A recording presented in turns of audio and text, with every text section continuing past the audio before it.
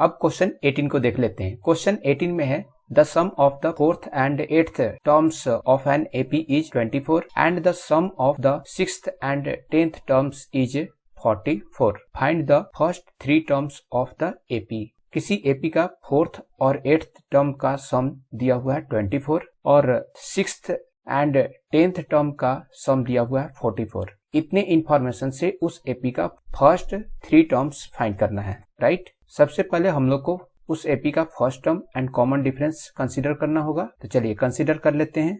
Late the first term and common difference be A and D respectively. First term हमने A consider किया और common difference को D consider किया, okay. अब इसके बाद लिखना होगा according to question 4th and 8th term का सम दिया हुआ 24। तो यहाँ पर हो जाएगा A4 plus A8 equal to 24। अब नेक्स्ट स्टेप में A4 और A8 का एक्सप्रेशन देना होगा। तो हो जाएगा A प्लस 3D। अब A8 का एक्सप्रेशन लिख लेते हैं A plus 7D equal to 24। Next step में इस A को इस A के साथ ऐड कर लेना होगा। तो हो जाएगा 2A plus 3D plus 7D, ये दोनों ऐड होकर हो जाएगा 10D इक्वल टू 24। यहाँ से मैं 2 कॉमन निकाल लेता हूँ। तो 2 कॉमन निकालने के बाद ब्रैकेट के अंदर लिखना होगा A plus 5D equal to 24। Next step में इस 2 को इक्वल साइन के राइट साइड भेजना होगा। तो हो जाएगा A plus 5D equal to 24/2।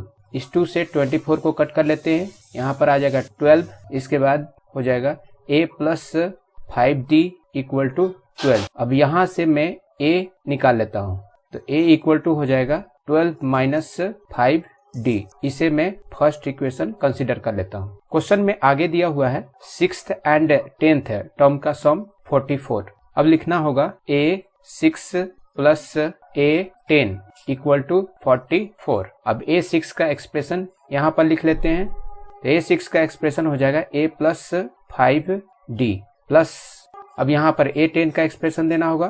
तो A10 का एक्सप्रेशन हो जाएगा A plus 9D equal to 44। Next step में इस A को इस A के साथ ऐड कर लेना होगा।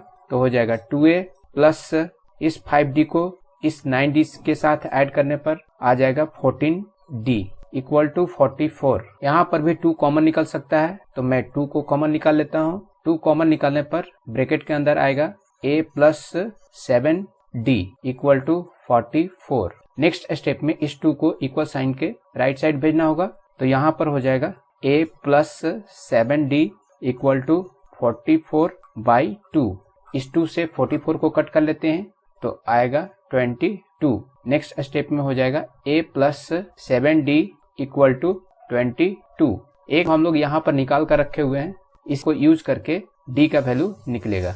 तो चलिए फटाफट निकाल लेते हैं। A के प्लेस पर 12 माइनस 5D रखते हैं। तो 12 minus 5D plus 7D equal to 22। यहाँ पर लिख देना होगा साइड में फ्रॉम फर्स्ट। नेक्स्ट स्टेप में इस 12 को इक्वल साइन के राइट साइड भेजना होगा। इस माइनस 5D को प्लस 7D के साथ सॉल्व कर लेना होगा। तो इन दोनों को सॉल्व करने पर आएगा 2D इक्वल टू 22 माइनस 12। इसके बाद हो जाएगा 2D इक्वल टू इस 22 से 12 को माइनस करने पर आ जाएगा 10।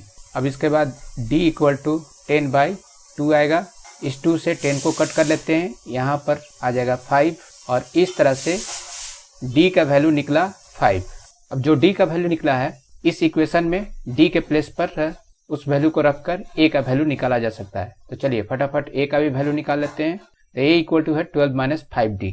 Therefore A equal to 12 minus 5 into D के प्लेस पर 5 रख लेता हूँ। नेक्स्ट स्टेप में हो जाएगा A equal to 12 minus 25। Finally A का वैल्यू निकला -13।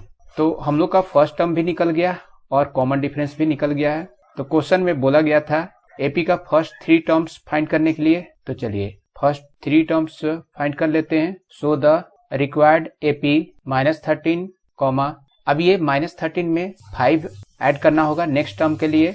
तो सेकेंड टर्म निकलेगा -8। फिर नेक्स्ट टर्म के लिए अगेन 5 ऐड करना होगा। तो -8 + 5 ये आ जाएगा -3, कॉमा डॉट डॉट डॉट। तो इस तरह से आप लोग एपी का फर्स्ट 3 टर्म्स निकाल सकते हो। तो इस तरह से स्टूडेंट आप लोग इस क्वेश्चन को सॉल्व कर सकते हो। मिलते हैं फिर न्यू वीडियो में न्यू क्वेश्चन के साथ।